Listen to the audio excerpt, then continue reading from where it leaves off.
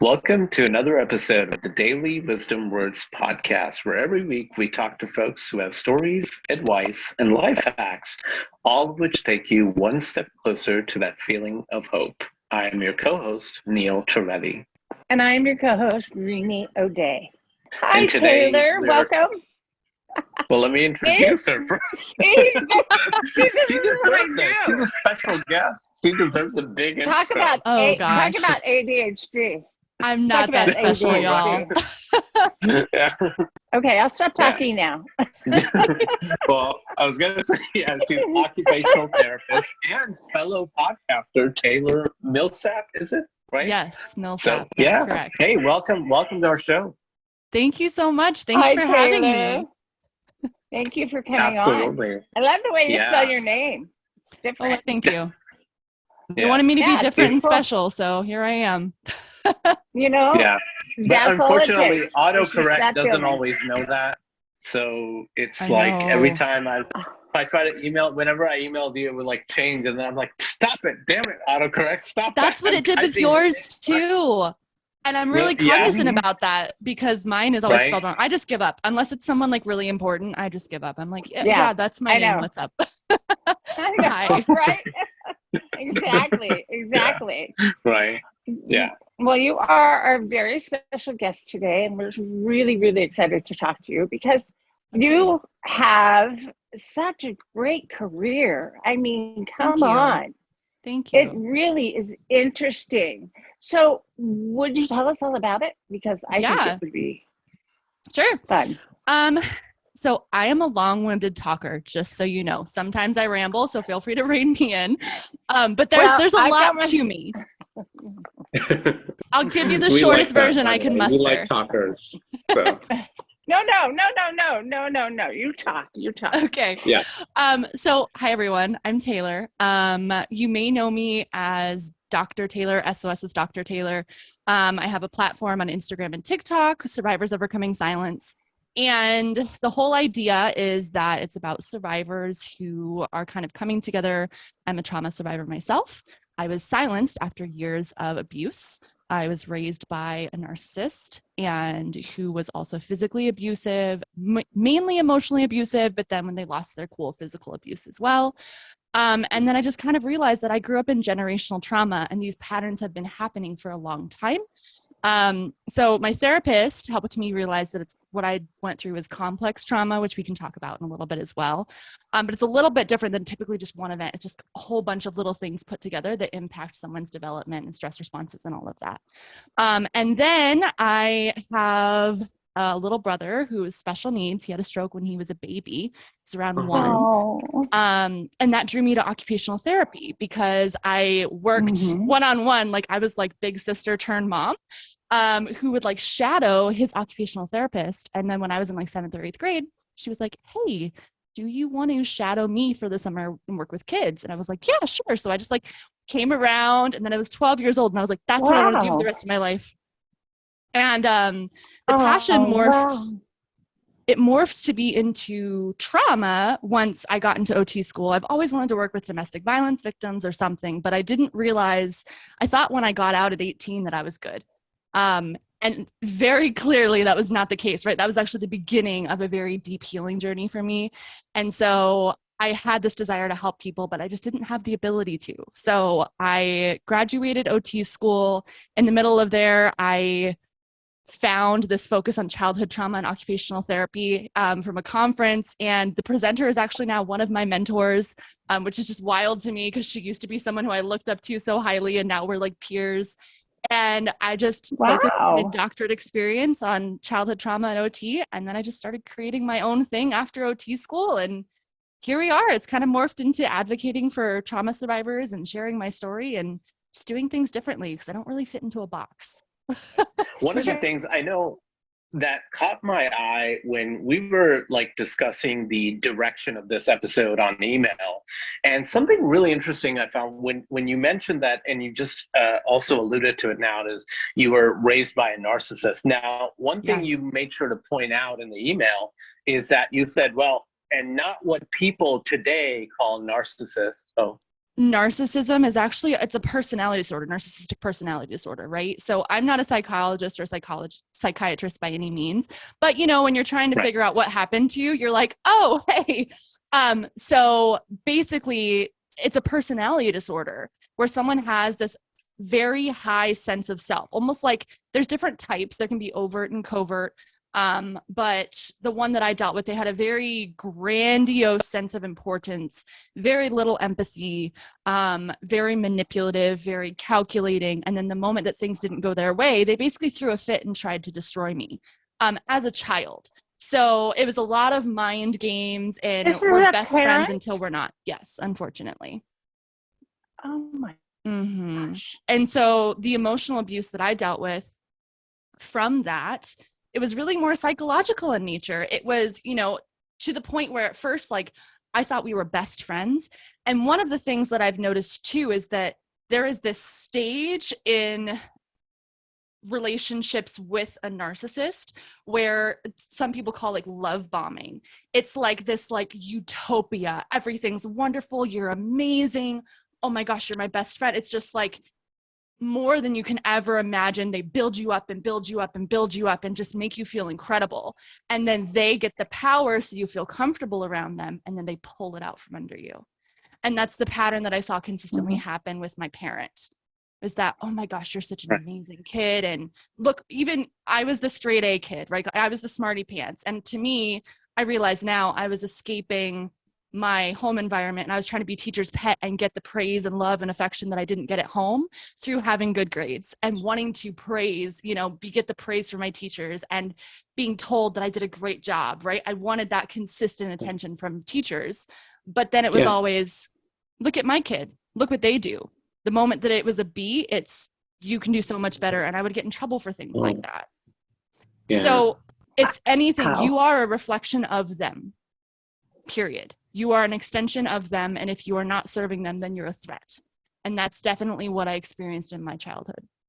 Trauma, by definition, is a subjective experience that someone deals with, okay, after a distressing or potentially harmful or actually harmful or life-threatening event that someone doesn't have the resources to cope with. Now, this can be internally, like they don't have the skills, they don't have maybe the awareness, they don't have social emotional skills, they don't know how to manage their emotions. They, you know, like there's other skills within them that they might not know, which children, a lot of the times, don't have those unless their parents have them, right? And even then it's developing. So I think you're more susceptible to trauma in childhood.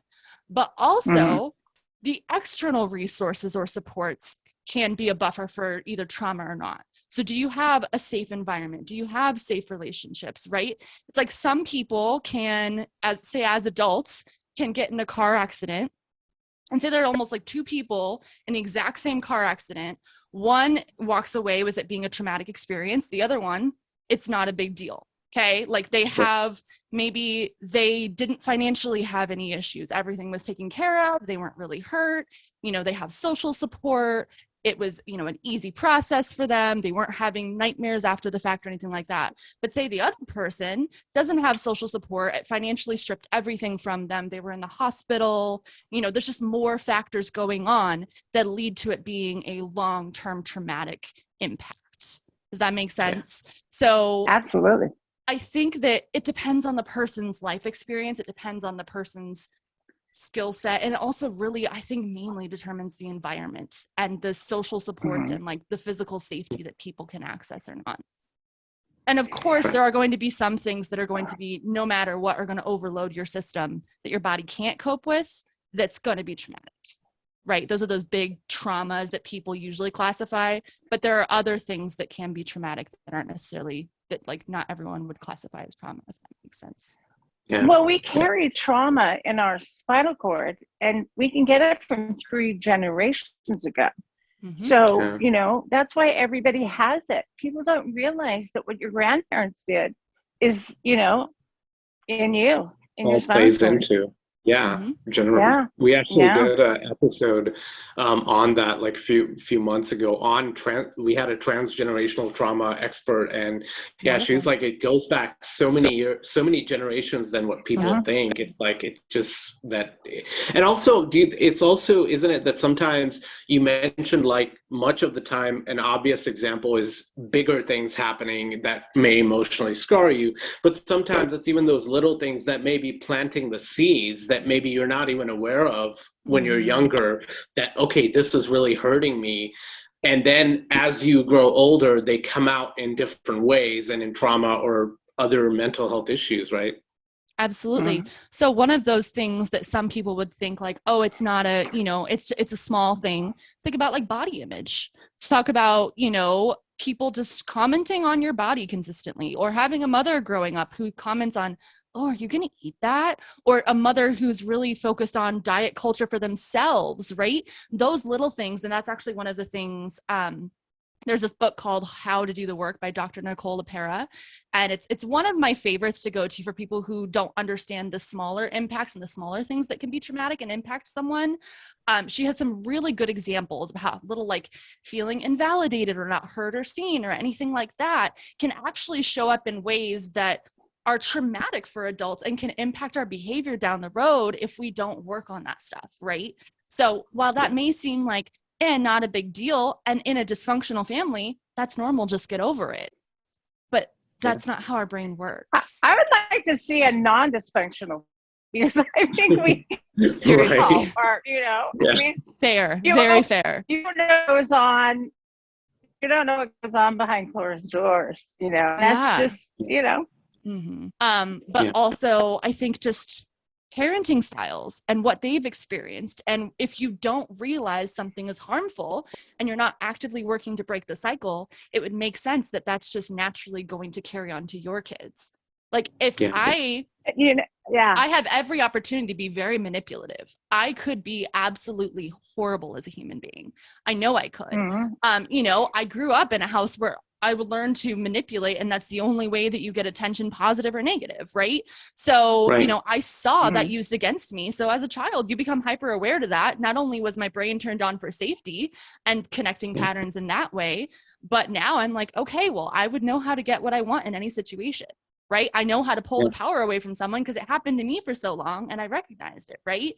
So if I didn't consciously recognize that, I probably would have subconsciously been getting my needs met in that way with other relationships down the road, potentially in future children. And, if I didn't learn how to manage my emotions, who knows, I could have been physically abusive. So it's very interesting, because if you don't consciously look at these things and actively work to heal them, you're just going to continue. And the thing about being in a family that is like more toxic or dysfunctional, especially generational trauma, it seems normal until you're out of it. Well, do you have a relationship with your parents, if I may ask? Actually, so I am no contact with my whole family, and that is a choice that I made somewhat recently. I've been no contact with my primary abuser, the one who was physically and emotionally abusive and like very manipulative, since I was in my early 20s. However, I decided to go full no contact with the other parent, who was kind of the enabler and also kind of a victim in this scenario, but actively is still really harmful emotionally and very self-centered and negative, and, continuing patterns themselves that they're not willing to look at. And also I was really the scapegoat of my family, because I'm the one who's speaking up. I'm the one who's saying, hey, this is wrong. So if someone's not willing to look at themselves, what are they going to do? They're going to put it on you, right? They're going to say, oh no, you're the problem. This is all you, right? And so that was happening consistently. And I actually found so after grad school, I went back and I lived with the other parent while I was taking my boards and like getting established as an adult again. I moved 3,000 miles away from grad school, and then I came back and needed to find a job and all that stuff. And I stayed for a few months. I think it was like 6 or 7 months. I was so depressed. I didn't have any emotion. I didn't have any energy. I was like lethargic. My face, like it was very, very interesting, even to the point where the other parent was like, what's wrong with you? but I was being ganged up on consistently by the sibling who was acting very similarly to the other parent. And then the other parent was just constantly like, oh, you're too much. Oh, you're so emotional. Oh gosh, why are you like this? Every second of every day, I was just criticizing for existing. And so the first time I got away from that, I went to Boston, 3,000 miles away, was the first time I lived for myself. And I started discovering myself, and I realized who I was, and it was just coming into myself. Mm-hmm.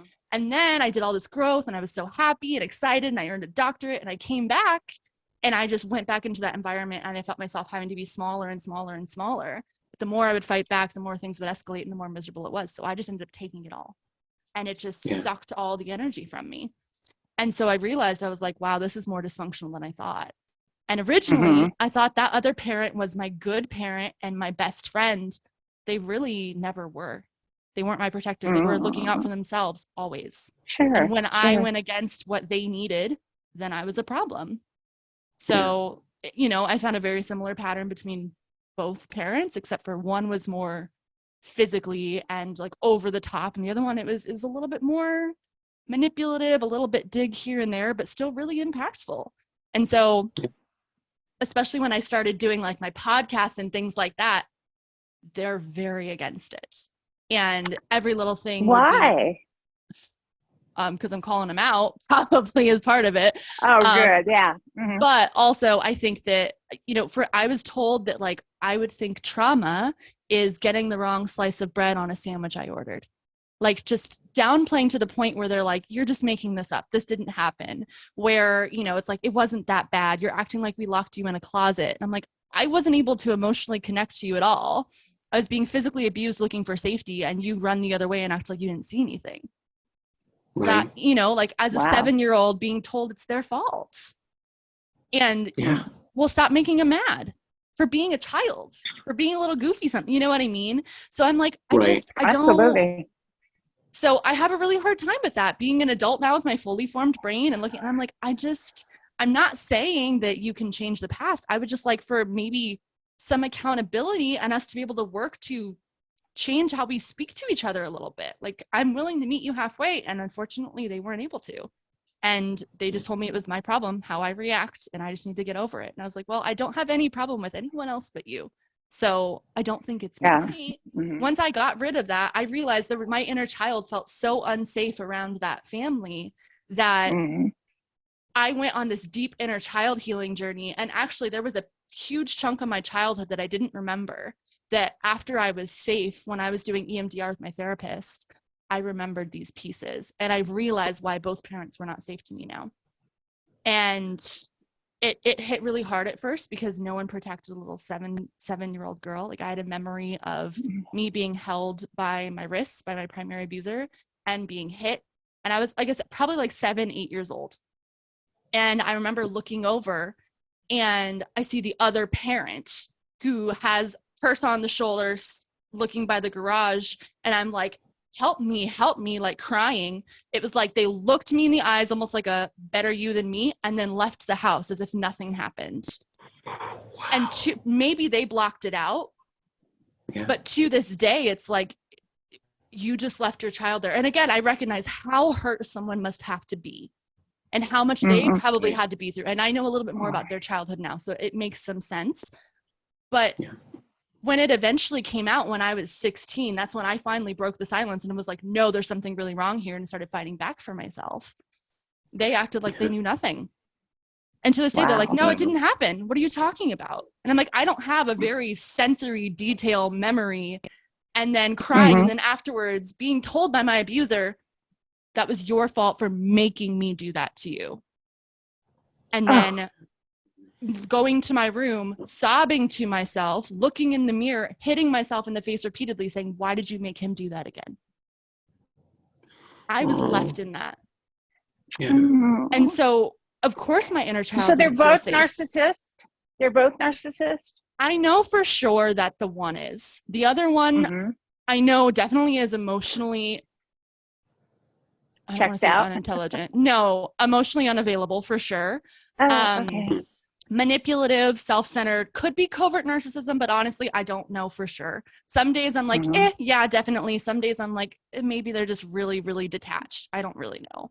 I think there's hope in the other one, but they don't want to do anything about it. So, you know, I do have hope that someday they'll come around, but I don't know. I don't know. We always say, no. There's always hope. And that's There's and hope. I think I do see hope I don't think you have to have to make any effort to believe in it, because when I see you and what you're doing today and how much you're helping people via your podcast, via all your advocacy and everything that you're doing, to me, that is the start of huge hope that you're giving everybody else. And in the process, hopefully giving it to yourself as well. So I'm doing this for the generations to come. Like, I know I'm breaking generational patterns. I recognize this, right? And what I wish you could understand is that I'm also doing it for them. Like, it's not just for me. Like, I'm leading the way, but I would love for you to join me. I would love for you to be able to emotionally connect, because how hard is it to go through life? I mean, the one parent, I'm being very clear to say parent and parent, because it's tricky. But the one parent for me that I'm like, maybe covert narcissist, maybe not. It's hard because there are moments with that I had happy memories. They took me to all of these, these acting lessons, and I did choir, and they did all the things. They physically provided and did all the things. But when it came down to any kind of emotional connection, shut down, right? I even remember wanting to scrapbook with them and did for a little bit, and they were just like, oh, get out of my space. And now, could that have been a parent with a stressful day? Maybe. But also, I look back now, that parent doesn't have really adult friends, doesn't have healthy relationships, has never been to therapy, has very odd relationships with their own family that are not emotionally healthy, just acts like problems aren't there. And then, they literally told me if I'm just mad at my parent, I just ignore it. And then I talk to them later and it's no big deal. We act like nothing happened. I'm like, hi, that's not healthy. So, it's just like, it's a very big emotional disconnect. We don't have emotions. We don't have problems. We don't, we just act like nothing's going on. No big deal. No big deal. Actually, just get over your PTSD. Why do you keep making yourself upset? Like, just nothing, no positive mental health. Oh, okay. I'll just get rid of my PSTD. Exactly. There. Bye-bye. Exactly. It's like that level of we push it down. When I was first diagnosed with clinical depression, and I apologize for interrupting, but I'm just so glad you made that point. It's so, because everyone who didn't understand, much of my family didn't understand, because they came from a generation where mental health was just not talked about. And anything, if you were abnormal in any way, you were just crazy. That's they're crazy. They belong in the right. And it was like, well, why are you even thinking sad thoughts? Why don't you just binge on a sitcom, for God's sake? Read a joke book, and snap out of it. It's like, I really wish I could. I really wish it were that easy. But you should anybody you just that froze hurts out. you, but you do not have to be in contact with them ever. Yeah. Do you know what I see? You know what I'm saying? So people out there, I forgave people in my past, just forgave them and said, you know what? But I'm not going to go to dinner with you, or, whatever. I think the topic of forgiveness and abuse is challenging, because there's a lot of, I think you can let things go and not let it impact you to the way where you're storing it and holding it. You can work through it and you can process it. But for instance, the other parent who was very purposely manipulative, who whispered in my ear once all this came out in front of the cops, please let me talk to my daughter, then held me and gave me a big hug and whispered, I'm going to make your life a living hell, then pushed me back and said, bye, sweetie, love you. That's something I absolutely cannot forgive. Right? Nor will I ever. Did you tell the police what he said?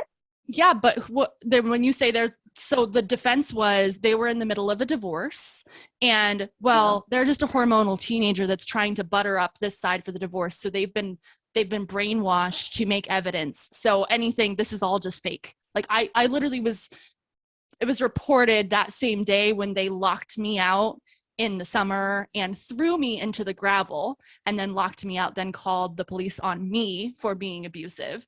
They said they watched me put gravel imprints into my arm and smear my mascara to make it look worse, when I was actually doing the opposite and trying to make myself not look like a mess because I didn't want to be judged. I was thrown out in the front yard and thought somehow I was going to get in trouble.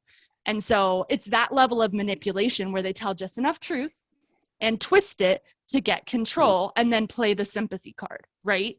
So that's when I became, I mean, there's a lot of disconnect in the story, but basically when I was 15 turning 16 is when the abuse finally came out. And I recognized fully what was happening and the divorce was going to happen. I was told about this secret divorce and right before Christmas and said, don't tell the other parent because they're going on a business trip out of state for 6 weeks. And while they're gone, I'm going to move out all my stuff and do what I want. And then I'm going to come back and hand them the divorce papers. And the parent who told me was the one who was the most abusive. And that's a lot to put on a teenager, right? Don't say anything, right? So I ended up saying something. And then they told me because I ruined their plan and therefore their life, they were going to make my life a living hell. And they've tried to ever since. Wow. So that is the epitome to me of narcissism and psychological abuse. Sure, absolutely. Yeah. Wow. Thank you for sharing that, by the way. I know, for sharing that. That was very nice. I appreciate you being that open and talking, be willing to talk about it because not everybody would be. And I totally get that, even for those who are not ready or, everything takes time and we have to, we have to speak out on the platforms that when and where we feel comfortable. So I get that, but thank you for being so open. We really appreciate that as absolutely content creators. Yeah. And I think too that when you talk about emotional abuse and psychological manipulation, a lot of the times the abuser looks like the good guy. They're charming, they're liked in public, right? Like it's sometimes so subtle. But they know just how to play it, right? Like I always knew that my abuser knew exactly what buttons to push to get me to finally react. And then when I did react, would sit there with a camera and say, see, you are crazy, right? There was so much gaslighting going on. I'm going to show this to everyone. You're going to not have a job when you're older. You're not gonna be able to do anything. No one's going to ever love you. If you do find someone, I'm going to find them on their wedding day and I'm going to tell them to run away from you because you're crazy. And if you say anything to the police, you're going to get in trouble and I'm going to lock you in a mental institution for punishment. Like those types of things. But then was told also crazy people don't think they're crazy. So I'm the only one who can tolerate you. This is, you're lucky. You're lucky I can tolerate you. You're lucky I'm treating you the way I am. It was like by the great, you know what I mean? And so I'm like, but here's the thing is there was enough of doubt put in my brain with that gaslighting. And I don't like using the word crazy, but that's the narrative that was put in my head. And so now this core wound is if I think differently, if I am doing anything, stepping outside of the box, whatever, if I'm not received well, oh, you're crazy. That's a core wound now, right? Even though I've been working through things so much, that's one of the things that has stuck with me is that deep gaslighting that has impacted my psyche and my self-perception. Now, have I done so many years and worked through so much? Yes. But that used to keep me from doing anything in life. And it was to keep the power. That what happens in emotional abuse is they don't want you to trust yourself. Because if you do trust yourself, then you realize what's happening and then something has to shift, right? They have to get in trouble or they get held accountable or they lose power. Yeah. So they prey on people with lower self-esteem, or they make sure you have lower self-esteem and don't trust yourself. So you don't fight back for yourself. And you also kind of aid in the abuse yourself. You mentioned like one thing, a major step obviously was cutting off the people who are not serving your mental health. Yeah. What are some of the other steps? Because you mentioned this is just such a recent journey, right? Last 2-3 years when you seriously started coming on to, what are some steps you took to come to that realization and start building that journey of hope for yourself? Yeah. So I kind of have this metaphor. So I have a lotus flower tattoo on my wrist. I don't know if you can see that. But the whole idea behind the lotus flower is it is the flower that goes to the deepest, darkest mud to bloom to be this beautiful, resilient thing. Okay. So my logo is the lotus flower. And my whole logo actually, so it's like, there's the brain, which is the roots. So I think the first thing that you have to do is you have to recognize, build strong roots. Okay. And that is understanding your brain. First of all, what is trauma? What, like I actually, this is not who I am. This is a trauma response based on something that happened to me. There's that first part of like, it's called cognitive restructuring, recognizing it's not your fault. You're not the problem. All of those things that you were told, right? So really working with the brain to figure all that stuff out. And that can come through trauma education and having supported people and just starting to learn what is healthy versus what isn't, right? And then also managing your emotions and nervous system regulation is a huge component. When you are someone who has dealt with trauma, your nervous system is going to be in survival mode more often. You're going to be more on guard, right? So, if you go back to like the nature examples in the wild, like if there's a gazelle who saw a lion once, maybe that gazelle is going to be a little bit more on guard, but just kind of like, whatever. But if the gazelle has barely gotten away with their life in an attack from a lion and has a scar, then maybe they're always going to be ready to jump at the sight of a shadow, right? Yeah. Because it's looking, it's like literally fighting for survival. That's how our body is wired. It's just, we see everything emotionally, socially as a physical threat. Our body reacts in that same way. So it's run away or shut down and play dead, or make ourselves like a chameleon, blend in and make sure we can't be seen or detected as a threat, right? And if we're completely overloaded, then we freeze. Yeah. Right? Absolutely. So that's what we do. So we have to learn that maybe not every little thing that our body is reacting to is a threat. The person who took 15 minutes to call you back because they were busy, maybe they don't secretly hate you, but you've been taught through manipulation patterns that was something that happened, right? So recognizing what is survival brain versus what is happening in the actual situation, and that's building self-awareness and connection with your body. With triggers, triggers, what do you recommend? In like some grounding techniques. Favorite one that I've ever done for grounding. So first of all, I will say that anyone who's experienced trauma, looking up the connection with the brain body connection is very, very important, and understanding that and healing. There is just energy stuck when we get into these triggers. Like I get really big anxiety. Yeah. Exactly. And if we have a lot of this, like the stress hormones and everything circulating in our body, because like when we were going back to the science that I was talking about in the wild, things that happen in survival mode, like our immune system starts overacting to make sure that if there's a threat, like if we get slashed, then it'll be able to pad and make sure that, we don't bleed out, right? So all of these things that would physically be threats are still happening in our body. We still have this stress hormone cocktail that's there. So like, if you need to be able to act fast, you can, but what happens when it's always there? Your body starts to deteriorate, right? Like you start to really, I have an autoimmune condition. There's no other anything in my family. I am convinced that it came from the toxic stress. And there's actually research that is showing that. But you know what I mean? And so there are different types of things. So when you have a trigger, it's recognizing, okay, what do I need to do that this stress response is happening? How do I get this out of my body? And then ground myself and bring myself down. And then I can start working through my emotions. And then after the fact, I can think through when my logic brain is able to be back online, because your logic brain and your survival brain really can't coexist at the same time.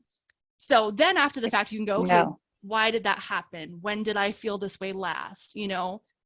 How did I talk to myself? What can I do next time better? Right? So you have to get through your body first. So grounding techniques, one of my favorite things to do. So there's this sense called proprioception, which basically is so we were taught there were 5 senses, right? The basic sight, smell, taste, touch. There's more than that. So when I was in occupational therapy school, we talk a lot about sensory integration. And this has mainly been used with, like, you might have heard with like kids with autism. But I found it really helpful with trauma survivors and myself. I was like helping OT consult myself in OT school to help regulate our emotions and our nervous system states. So proprioception is the sense of where your body is in space. If you've ever closed your eyes, you know your hand exists, right? You can close your eyes, most people, and know, oh, my hand is close to where the light switch is, right? You can even, most people can close your eyes and your wrist can go up and down and then stop, and you know your wrist is pointing down or up, right? So there are receptors in your, deep in your muscles and in your joints that help you understand where your body is in space. If you are in a survival response, you're probably pretty disconnected to your body. You're either zoning out or shutting down, right? So one of the best things you can do is give yourself extra proprioceptive input to tell yourself, hey, I'm in my body, I'm present, I'm safe. So anything you can do that's either like pressure. So like if you think of like a massage, right? If there's a deeper massage, you're going to kind of feel more grounded afterwards. I don't know if you've ever noticed that, but you feel really connected to your body. Versus if someone is just a light tickle, you're maybe not going to feel that, right? But if you're wearing, like one of the things that I used to do, because I had higher anxiety at baseline, I wear tighter clothing. And the reason is because I have more compression on my body that helps me recognize that I am connected to my body. I'm getting more input by having that tighter than a looser, flowy clothing. The other thing you can do is like weight-bearing exercises, anything that where you're pushing, pulling, lifting heavy things. Pushing on a wall is a really good one. Giving yourself like squeezes up and down your arms, on the top of your head. One of the things I do is kind of like a prayer pose, but this is one of the best ones for grounding. If you want to connect, when you're doing proprioceptive input, the more joints you can involve, the stronger it's going to feel, right? So if I sit there and I do like a prayer pose where I have my hands completely straight, my fingers pointed to the ceiling, I'm pressing with my wrists, I'm pressing with my elbows, and I'm kind of pushing inward with my shoulders. If you push hard enough, you can feel that in all your joints. Right. Yeah, definitely. That's a good point. Right? Yes. Wow. So by doing that, and then also taking deep breaths with that, you can push really hard. You can push same thing against a wall. You know, that kind of helps you bring you back to your body and naturally starts to ground you. Well, tell us about your podcast that we didn't even get to. Like, I wanted to know. Gosh. I guess I was going to ask you, how did it start in all details, but since we're running out of time, I guess just tell us what it's about, and people can. Yeah, so tell us, how did you think that, okay, I want to do this podcast, which, by the way, folks, is one of the best podcasts ever. Please. Thank you. What's it called? Give it a Taylor, tell them what it's called. Tell us. So the whole idea, so I started with survivors overcoming silence, right? And the idea is that it's this present tense, because healing is a constant journey. There's a lot of stuff out there that you need to be healed, you're fixed, they can, you know, like there's an end point. And just like growth, there's going to be new things. Healing is a constant thing, right? There's always layers that we can peel back, and layers and layers and layers, which then our body feels safe enough and brings us to something else. You know, and so there's going to be different triggers, and especially those of us who grew up in trauma, there's just going to be stuff. We can learn to build resilience. We can learn skills to support that, but we're going to constantly be overcoming something in our lives. That's just the nature of life, right? So the thought behind Survivors Overcoming Silence was actually when the pandemic happened, and I was laid off March 2020, like right when things started shutting down. I was a new grad. I was in a pediatric clinic. I had the least experience, and I also had the doctorate. So I was, you know, probably making enough. And so I was let go. And I actually found myself feeling relief. I knew eventually that I would get into somehow trauma and OT, but I wanted to get some clinical traditional experience first. That's what I was told to do. So I was like, okay.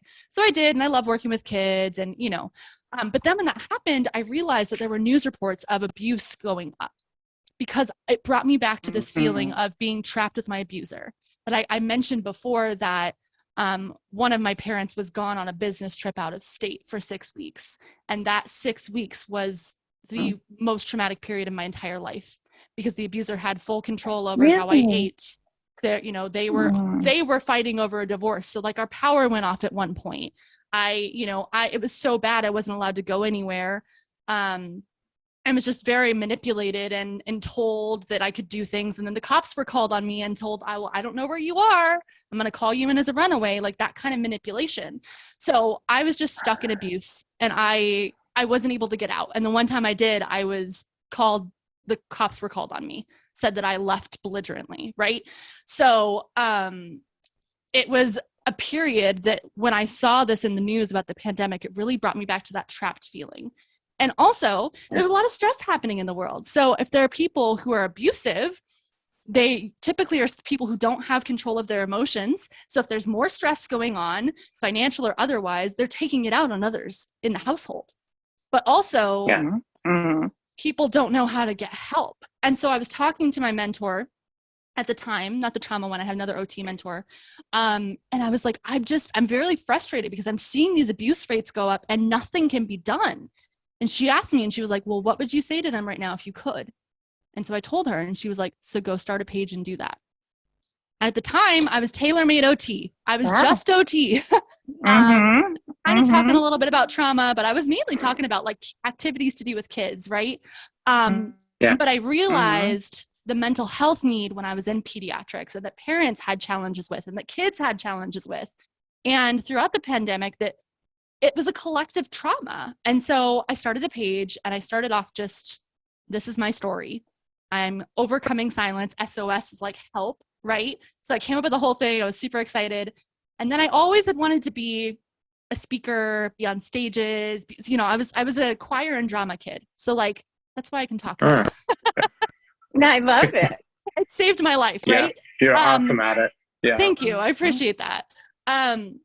And so I'm like, well, I would love to do a podcast, but no, I don't know. And at the time, I had just barely gotten comfortable sharing my story, let alone publicly. I was really afraid of like the professional judgment from like, seeing as incompetent or anything like that, right? Like if I say I'm a survivor too, I'm going to lose all credibility professionally.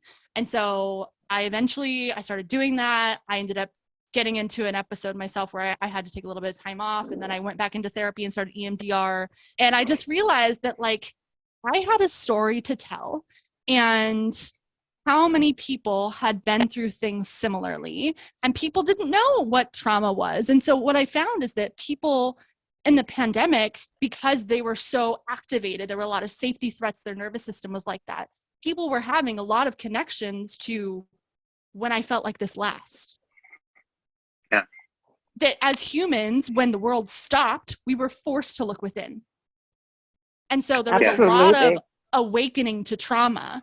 And so I kind of started supporting people, and I found other pages who were doing stuff. But so overcoming is the idea. So I started off as just survivors sharing their stories because I wanted people to feel less alone. And then I realized I am a professional and I have things to share that's really valuable on the healing journey. And I'm in a unique idea and position to be able to be a survivor that's not only has the professional background. I then later started certification to be a certified trauma professional. So I was trained alongside the people who are processing trauma to get some education and some certification in how to support people educationally. And like, I knew all the stuff, and I'm like, gosh, if only I had known this sooner.